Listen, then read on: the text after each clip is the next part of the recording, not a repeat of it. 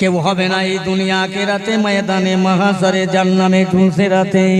আম্মা জানা আয়েশা সিদ্দিকা রাদিয়াল্লাহু তাআলা আনহা আল্লাহর নবীকে এক তারিখে বললেন, ইয়া রাসূলুল্লাহ হাবিবাল্লাহ, কালকে ময়দানে মাহশরে আল্লাহ পাকের নবী গো, আমি আয়েশার কথা ভুলে যাবে, আপনার বেটি ফাতেমার কথা ভুলে যাবে, আপনার বিবি খাদিজার কথা ভুলে যাবে, আপনার আলী আওলাদের কথা কি ভুলে যাবে? হ্যাঁ হ্যাঁ বিবি আয়েশা, আমার গুনাহগার উম্মতেরা ময়দানে মাহশরে কষ্ট পাবে, আমি তাদের ময়দানে মাহশরের কষ্ট লাঘবের জন্য আমি ময়দানে মাহশরে ঘুরতে থাকবো। আয়েশা, যদি দেখা করার ইচ্ছা থাকে, দেখা করার ইচ্ছা হয়, আমি রাসূলুল্লাহ মিজানের পাল্লার ধারে দাঁড়িয়ে থাকবো। আয়েশা, ওখানে খোঁজ করো, ওখানে যদি না পাও জাহান্নামের দরজার ধারে দাঁড়িয়ে থাকবো, আমার গুনাহগার উম্মত যাতে জাহান্নামে না যায়। আয়েশা ফুলসিরাতের পথের কাছে 30,000 বছরের রাস্তা, চুলের ন্যায় সরু, হীরার ন্যায় ধার, আমাবস্যার পূর্ণিমার ন্যায় অন্ধকার, আমার উম্মতেরা পার হতে পারবে না রে আয়েশা, আমি ওই জায়গায় দাঁড়িয়ে থাকবো। আয়েশা, যদি দেখা করতে যাও ওখানে দেখা করো। আমার রাসূলুল্লাহ হাবিবুল্লাহ বলেন, আয়েশা, আল্লাহ পাক যেদিন মিজানের পাল্লা দাঁড় করাবে, সাফা আর মারওয়া দুইটা পাহাড়কে আল্লাহ পাল্লা বানাবে, আল্লাহ সিদরাতুল মুনতাহা গাছটাকে দাঁড়ি বানাবে, ওই দাঁড়ির নাকির দড়িটা জিবরাইল ধরে রাখবে, আল্লাহ পাক নেকি বদি আমার গুনাহগার উম্মতের ওজন করবে। ও আয়েশা, যেদিকে আমার গুনাহগার উম্মতের পাল্লাটা হালকা হয়ে যাবে, নেকির পাল্লাটা হালকা হয়ে যাবে, জানো আয়েশা আমি কি করব? আমি পাল্লার তলায় দাঁড়িয়ে ওই পাল্লার দড়িটা ধরে টেনে ঝুলে পড়ব, আমার শরীরের ওজনে হয়েছে যাতে আমার গুনাহগার উম্মতের নেকির পাল্লাটা ভারী হয়ে যায়। আয়েশা রে, তাতে যদি না হয় আমি রাসূলুল্লাহ কি করব জানো?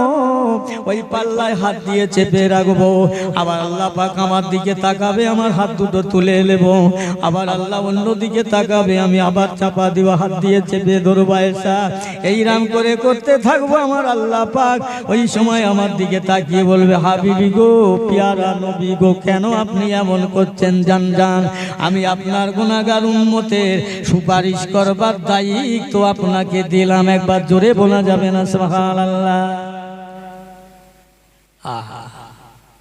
অন্য কথা নয়, আমার রাসূলুল্লাহ বলছেন, আয়েশা আমি এখানে থাকবো। আয়েশা, যদি আমার গুনাহগার উম্মতের এতে নাজাত না হয়, ফায়সালা না হয়, আমি রাসূলুল্লাহ কি করব জানো আয়েশা? আমি ওই সময় হাসরের ময়দানে আমার ওই ভাই হাসান হোসাইনকে খুঁজতে লেগে যাব। ও আয়েশা, আমি আমার কলিজার টুকরা সোনার মানিক ফাতেমার দুই বেটা আমার উম্মতের জন্য তারা শহীদ হয়ে গিয়েছিল, একজনের জহরকে কারবালার ময়দানে। আয়েশা, আমি ওই সময় আমার হাসান আর হোসেনকে খুঁজতে লাগবো।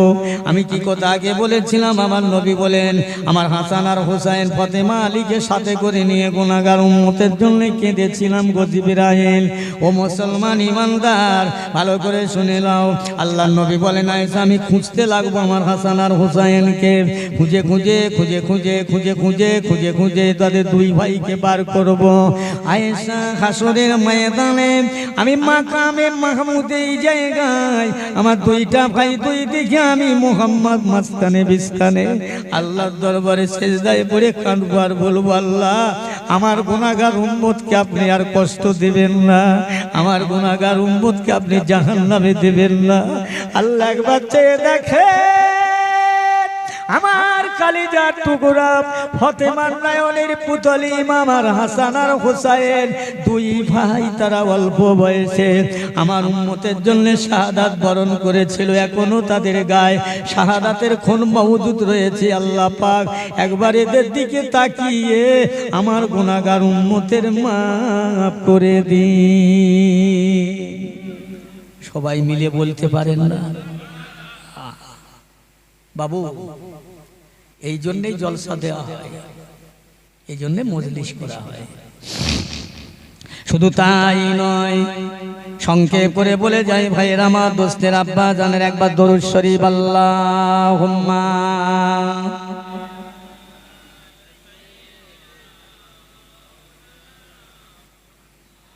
ওয়ালা আলি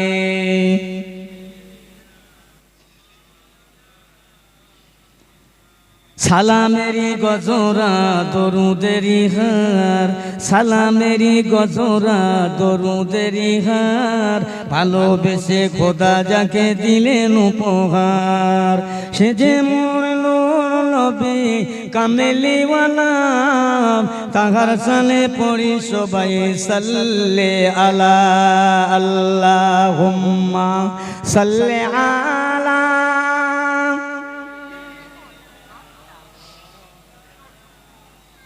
ওয়ালা আলি সাইয়্যিদিনা।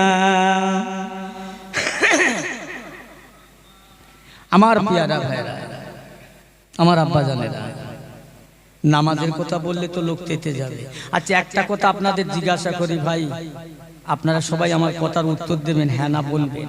আচ্ছা বলেন তো, বিয়ে আগে না বউ ভাত আগে? কথা বলেন না আমার সাথে বাবা, সত্যি যেটা সেটা বলেন, বিয়ে আগে না বউ ভাত আগে? কথা বলুন। একে কথা বলে না কেন? এরা সব বোবা নাকি? সোনার ভাই সোনার চাঁদ, আমি বোঝাবার জন্য কথাটা আপনাদের জিজ্ঞাসা করেছি, একটু শুনে দেখেন। ও আমার এক ভাই বলেছে বিয়ে আগে, আর বিয়ে তাই আগে হতো, কিন্তু এখন বর্তমান যা পরিস্থিতি সব পাল্টে ফেলেছে। আগে দেখেননি মোবাইল পয়সা করলে 30 দিনই মাস হতো, এখন 28 দিনই মাস। 250 টাকা 200 টাকা 300 টাকা মারো, 28 দিনই শেষ করে দেবে। পাল্টে গেছে। এরা যুবক কিছু বর্তমান সময় বলছে বিয়ে করব পরে, বউ ভাতটা আগে করে নেই। তার মানে কি? নামাজ হচ্ছে ফরজ, এই জলসা দেওয়া সুন্নত নফল, দিলে সওয়াব আছে, না দিলে গুনাহ নেই। জলসার বিরোধী করছি না, জলসা না দিলে আলেমরা মরে যাবে খাওয়াবে, বুঝছেন? তাহলে বিয়ে যেমন আগে, তারপরে বউ ভাত। এরা বলছে বউ ভাত আগে, বিয়ে পরে, ফরজটা পরে, সুন্নতটা আগে। এই কথা শুনতে পাচ্ছেন? এই সবাই হ্যাঁ না বলুন না। আশ্চর্য জ্বালায় পড়েছি, কথা বলে না কেন আমার সাথে? বহু জায়গা তো গেছি, আল্লাহ লিখেছে, সারা দুনিয়া আল্লাহ ঘোরাচ্ছে আপনাদের দোয়ায়। একটু কথা বলেন। বিয়ে আগে হয় না, হয় বউ ভাত পরে হয়। কাজী 5 ওয়াক্ত নামাজ আল্লাহ ফরজ করেছে, ফরজটাকে আদায় করে তারপর সুন্নতকে আদায় করেন। আর এই জলসা বর্তমানে যা হচ্ছে না বাবু, জলসা যা বর্তমানে হচ্ছে, বেশিরভাগ, কম বেশি সবাই না, সব না, সবার কথা বলে মার খান। সব জলসা যে বেকারে কথা বলা যাবে না। জলসা যারা করে, জলসা যারা দেয়, জলসা যারা শোনে, 3 শ্রেণীর মানুষের কিন্তু নিয়ত এক নয়। আমি বাস্তব কথা বলে যাচ্ছি। এখন ধরে নেন আমাকে দাওয়াত করতে গেছে এই তারিখে 22 অগ্রহায়ণ, আমি ডায়েরি দেখাচ্ছি, ভাই দেখেন 2টো দাওয়াত হয়ে আছে, অনেক দূরত্ব, অনেক দূরত্ব, হয় না। বলছে হুজুর সকালবেলা যেতে হবে। কেন? বলছে না যেতে হবে আপনার, আপনার না হলে গ্রামের মানুষ পয়সা দিচ্ছে না, জলসা বন্ধ হয়ে যাবে, মারামারি শুরু হয়ে গেছে অটোমেটিক, আপনাকে চাই। এখন আমি তো বক্তা শুনে একদম হয়ে গেছি জ্বালানি জাহান্নামের তোক্তা। কথা বলছেন? আমি না হলে জলসা হবে না, একদম ফুলে ফেটে উড়িষ্যার হালের গো।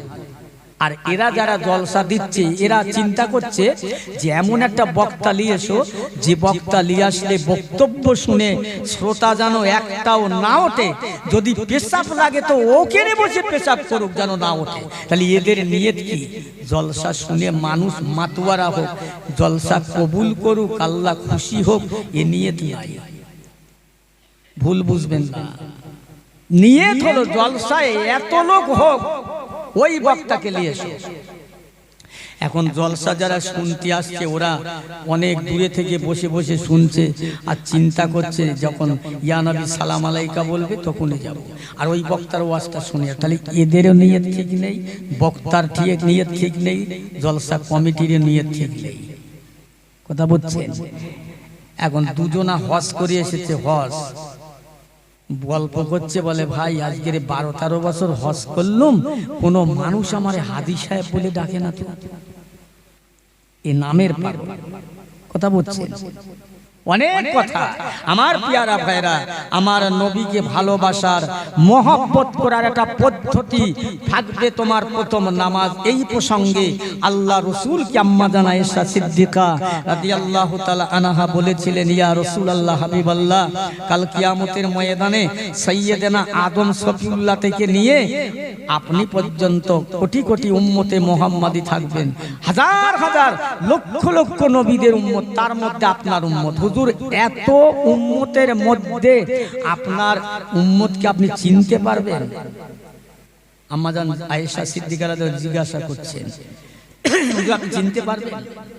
আয়েশা, যদি 1000 কালো ঘোড়ার মধ্যে 2000 সাদা ঘোড়া ছেড়ে দেওয়া যায়, এটি বেঁচে চিনে নেওয়া যাবে না? জি হ্যাঁ ইয়া রাসূলুল্লাহ।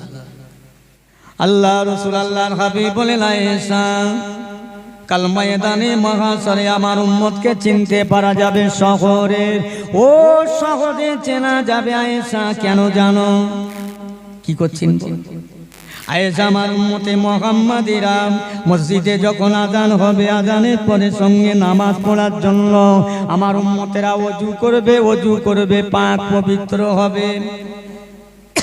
ওযু করার পানি যত দূর পর্যন্ত লাগবে, তারা হাত ধোবে, পা ধোবে, মুখ ধোবে।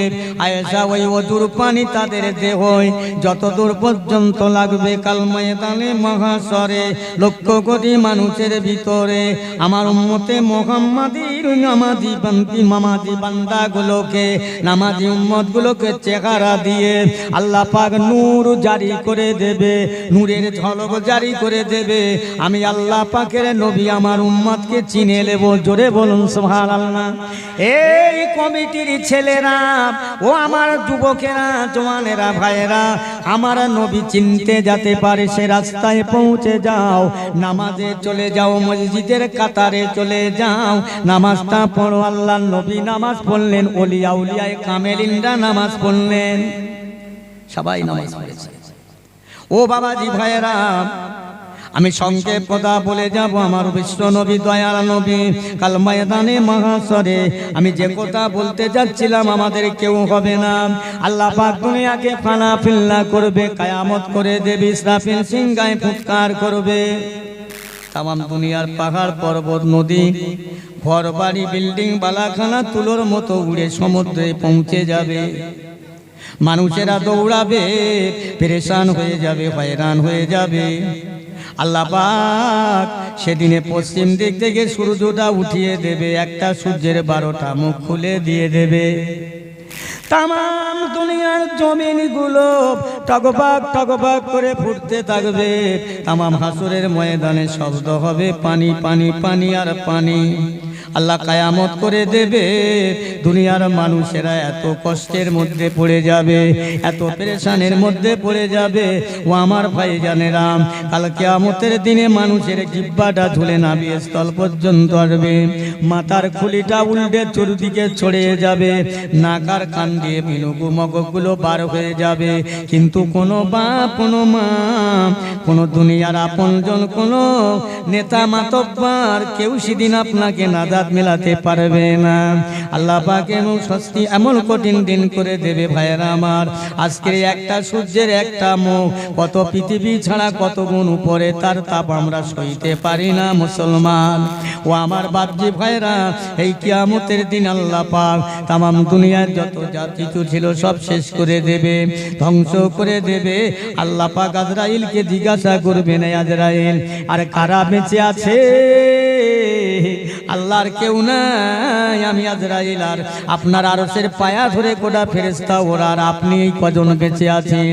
আল্লাহ পাক বলবেন, আজরাইল ওদের জানটা কবজ করে নাও, ওদের জানটা কবজ করে নেওয়া হবে।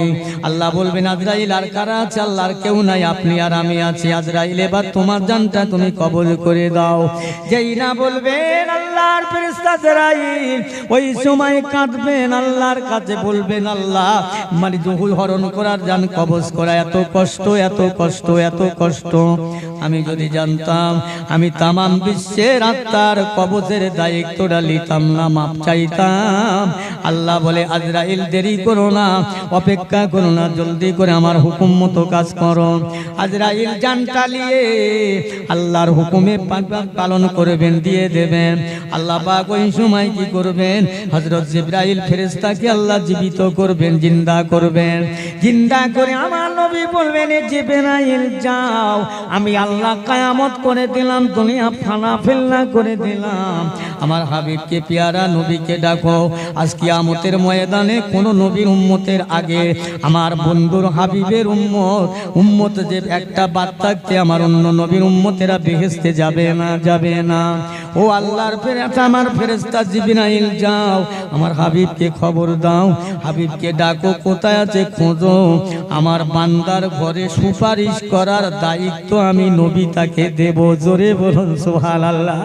ও আমার পেয়ারা ভাইরা, জিবরাইল চলতে থাকবেন, দুনিয়ায় হয়রান হয়ে যাবেন, পেরেশান হবেন, তয় করবেন তামাম দুনিয়া, তয় করে কোথাও পাওয়া যাবে না, কোনো দিকে পাবেন না। আল্লাহর ফেরেশতা জিবরাইল আল্লাহর দরবারে আবার চলে আসবেন, আল্লাহ আমাকে মাফ করবেন, এই জিবরাইল আমার হাবিব কোথায়?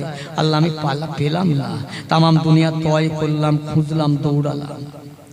আল্লাহ পাক আবার বলেন জিবরাইল যাও, দুনিয়ায় যেখান থেকে জমিন ফুঁড়ে মাটি ফুঁড়ে নূর বার হবে, জ্যোতি বার হবে, ওই জায়গায় যাও, ওই জায়গা দিয়ে দেখবে নূর বার হচ্ছে, জ্যোতি বার হচ্ছে, ওই জায়গায় গিয়ে সালাম দেবে। আবার আল্লাহর ফেরেশতা জিবরাইল তামাম দুনিয়া তয় করে ঘুরে ঘুরে গিয়ে দেখবেন এক জায়গা দিয়ে জমিন ফুঁড়ে নূর আর নূর জ্যোতি বার হয়, বার হবে। আল্লাহর ফেরেশতা দাঁড়িয়ে ওখানে সালাম দেবেন, আসসালামু আলাইকা ইয়া রাসূলুল্লাহ, আসসালামু আলাইকা ইয়া হাবিবাল্লাহ। আমার নবী সালাম দেবে, বারবার বারবার জিবরাইল সালামের উত্তর পাবেন না। জিবরাইল আবার চলে আসবেন আল্লাহর দরবারে। আল্লাহ বলবেন জিবরাইল কই, আমার হাবিব কোথায়, নবী কোথায়? আল্লাহ আমাকে মাফ করবেন, ক্ষমা করবেন, আমি আপনার হাবিবকে সালাম দিলাম বারে বারে বারে বারে, সালামের জবাব তো দিলেন না, ওটা তো দূরের কথা। এ জিবরাইল কি বলে সালাম দিয়েছিলেন? আল্লাহ পাক আমি সালাম দিয়েছি, আসসালামু আলাইকা ইয়া হাবিবাল্লাহ, ইয়া রাসূলুল্লাহ, ইয়া নবী আল্লাহ। ও জিবরাইল ওইভাবে সালাম দিলাম আর নবী উঠবে না। যাও যাও, আমি আল্লাহ পাক আমার হাবিবের নাম দিয়েছি, এইভাবে সালাম দেবে, আসসালামু আলাইকা ইয়া শাফিউল মুজনবিন। একবার জোরে বলুন সুবহানাল্লাহ। আসসালামু আলাইকা ইয়া শাফিউল মুজনবিন। জিবরাইল গো আমার নবীকে তার উম্মতের শাফায়াত করবার দায়িত্ব আমি আল্লাহ দেব, এই জন্য শাফিউল মুজনবিন বলে সালাম দেবে। আমার নবী আর থাকতে পারবেন না, আল্লাহর ফেরেশতা গিয়ে সালাম দেবেন, আসসালামু আলাইকা ইয়া শাফিউল মুজনবিন।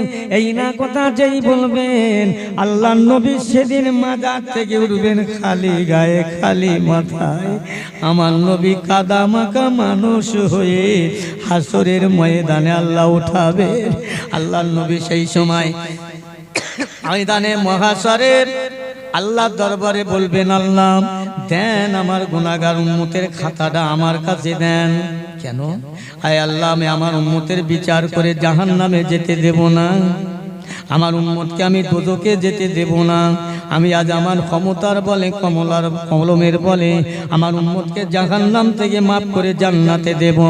আল্লাহ বলে হাবিবি পিয়ারা গো, আপনি এমনটা করছেন কেন?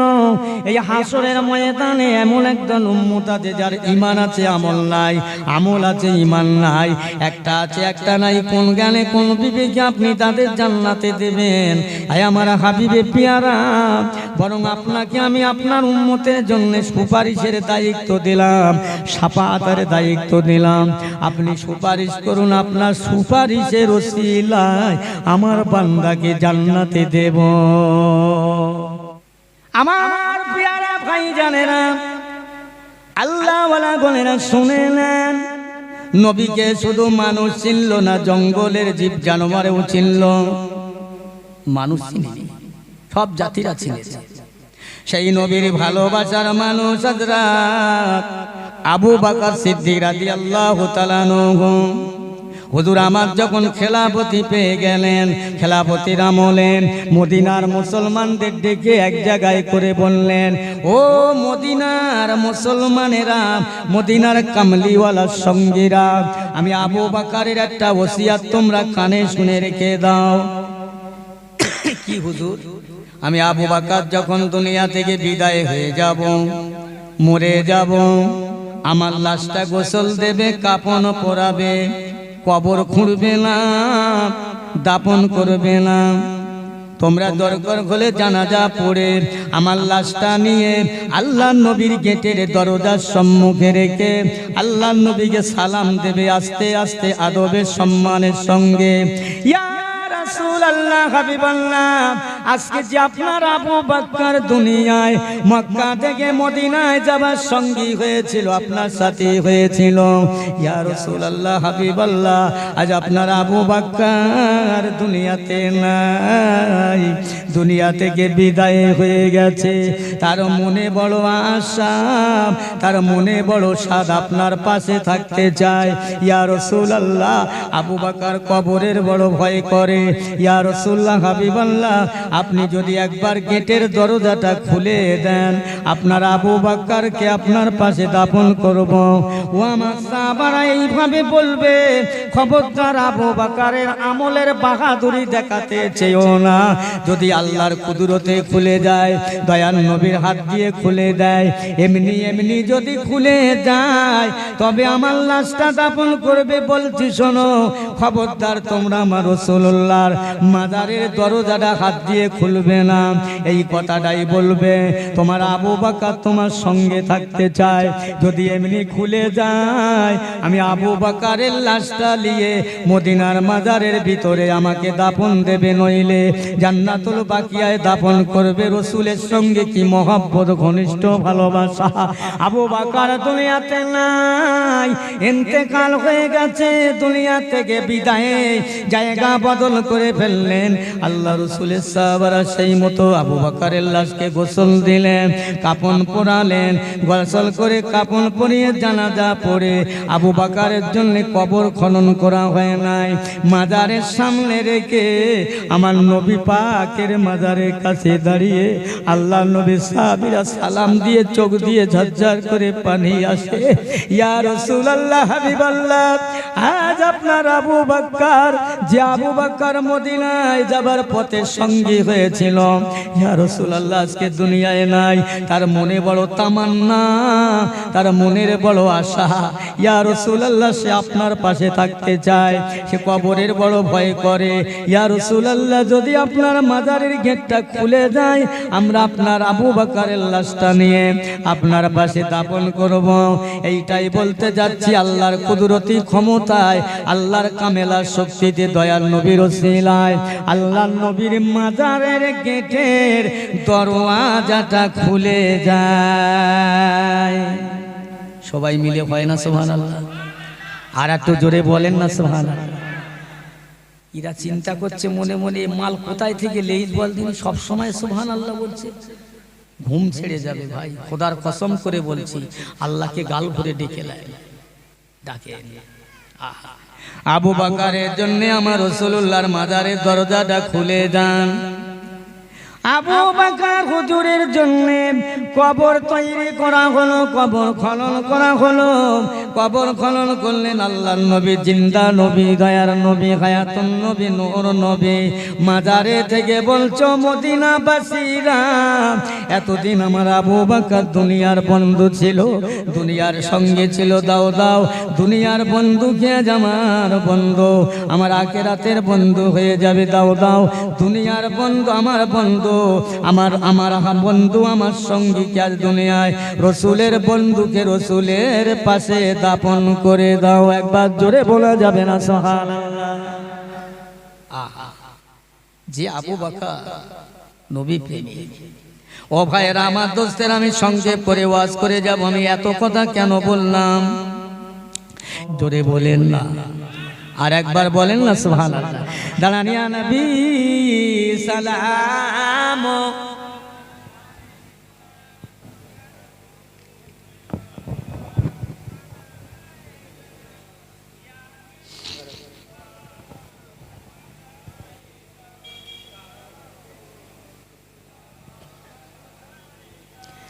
طلع البدر علينا من سنيات البدائع وعجب الشكر علينا ما دعا لله داعي يا نبي سلام يا رسول سلام عليك يا حبيب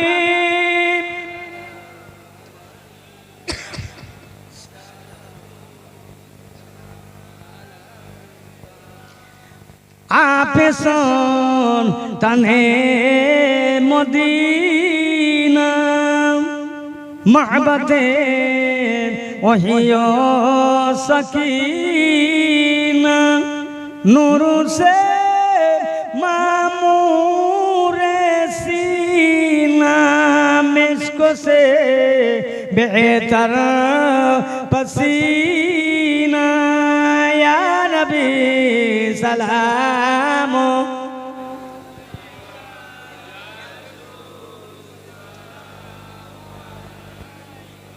या हबीब सलाम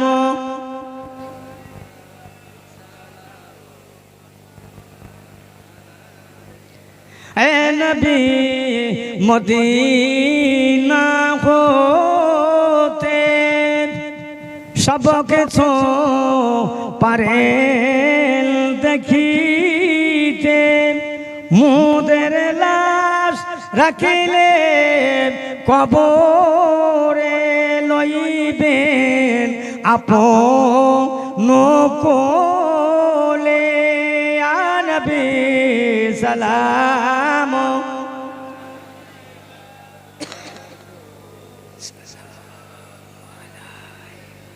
ইয়া হাবিব সালাম আলাইকা সালামাতুল্লাহ সকলে বসেন ইয়া রাব্বি সাল্লি সালাম দুরুদ সালাম আপনি বালাগাল উলামি